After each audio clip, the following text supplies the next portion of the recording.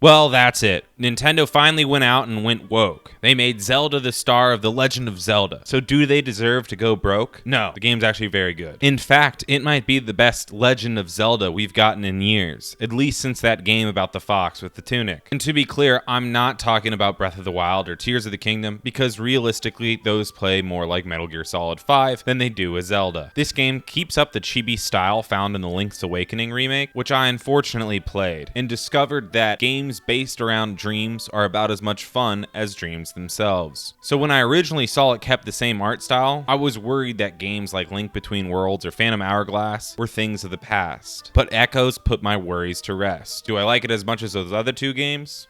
No, but it's still a very fresh Zelda experience. My main reason for liking it so much are its new mechanics. The fact is, swords just simply aren't cool anymore, especially the way Zelda was doing it. A laser sword may be, but Link has been caught in an arms race with other games, and the 2-button combo system just really can't compete. They tried to change the design with Skyward Sword, but everyone hated that because it actually made them move. And now in the mainline games, they basically give you everything but a sword. And I know that if you use a sword or the shield, you can basically break the game with combos and cancellations. But are you really gonna learn how to do that for a single player game where you don't stunt on anybody? Maybe, a lot of you did. But for me, I would rather summon a murder of crows that will then attack and peck my enemies, stealing not only their hearts, but their money. Because you can do that in Echoes, and you can also latch onto those crows and have them fly you around the world map. It makes these former laughably easy and typically boring fights actually fun to complete. It also allows them to make dungeons and areas focused around one or two echoes, like a bomb echo, or a little echo that helps you dig under the sand. These feel like a mix between Tears of the Kingdom's shrines and Mario Odyssey's challenges. And then there is the story, which is just a classic Zelda story. Only this time you play as Zelda, and it's done very well. It's very respectful to Link himself, and both the idea of you playing as a royal princess. If this is woke, then it's woke done right. The problem is, it never really becomes anything more than a 2D Zelda. I mean, its first level is a stealth mission. It's 2024. Can we finally be done with stealth missions through sewers and RPGs? Especially because my favorite thing about Zeldas are typically their filled overworlds. There's normally plenty of side activities to do and things to collect. Echoes doesn't have much of that. What collectibles there are doesn't affect your gameplay all that much. And the quest system is frustratingly on the rails. For example, if you realize you need to light those torches, because in every Zelda game you need to light torches, you have to talk to this person before it will work for you. They'll actually go out once you begin the quest. It's intuitive quest design that they've already realized in Tears of the Kingdom, so it feels very jarring to see that not brought back in things like the subquest system